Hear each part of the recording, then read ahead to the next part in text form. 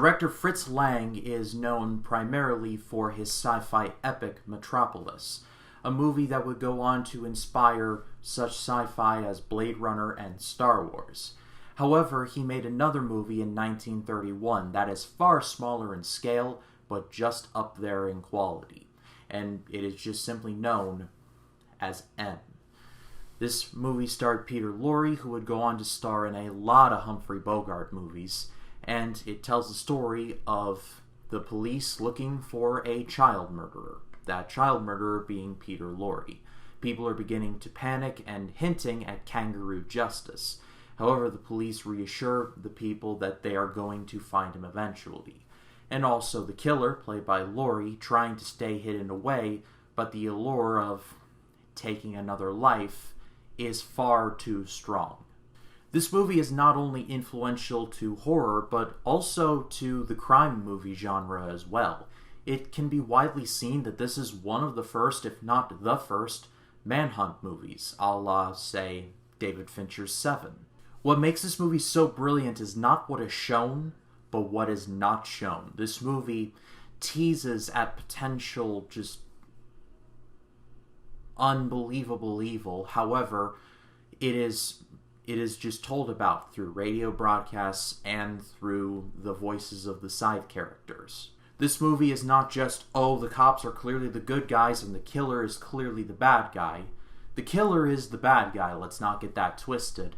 However, the movie hints at a possible dealing of maybe this guy is just having some problems and, he needs help more than punishment. Again, the movie does hint at some monstrous things, however, it also hints at something more.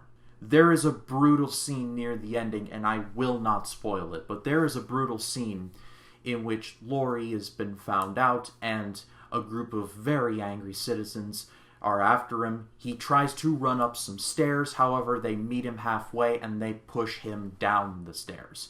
Fun fact, Lorre had to do that 10 times in order to get it right. Fritz Lang was a pretty notoriously hard-nosed director, and so Lorre just kind of snapped. And because of that mixing of fiction and reality, there are some scenes with Lorre where you're just sitting there like, is this real or is this the character? The movie does a good job of balancing the whole, yes, this person is genuinely evil, but the people chasing him aren't exactly saints either. In a totally different movie, it would be clearly, one side is clearly on the right and one side is clearly on the wrong. I think the best way I can describe it is like Breaking Bad.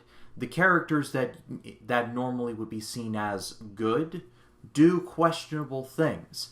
And the people who, in a normal sense, could be seen as bad are doing something that, in hindsight, is actually the right thing. So it's a paradox. And I think that's the best way that I can describe M. It's a paradox, but it's a highly entertaining one. Peter Lorre would later become known for movies like Casablanca and The Maltese Falcon. However, nobody really realizes that he was a very talented actor, and due to the nature of Fritz Lang's direction and how he treated his fellow actors, there are several scenes where the lines blur to where you don't know if Peter Lorre is acting or if he's really feeling like this. This short review is honestly not doing it justice. Go watch the movie for yourself. It is on Canopy. It is 100% free. And if you watch this, you will note that every cop procedural, every manhunt movie basically owes something to M.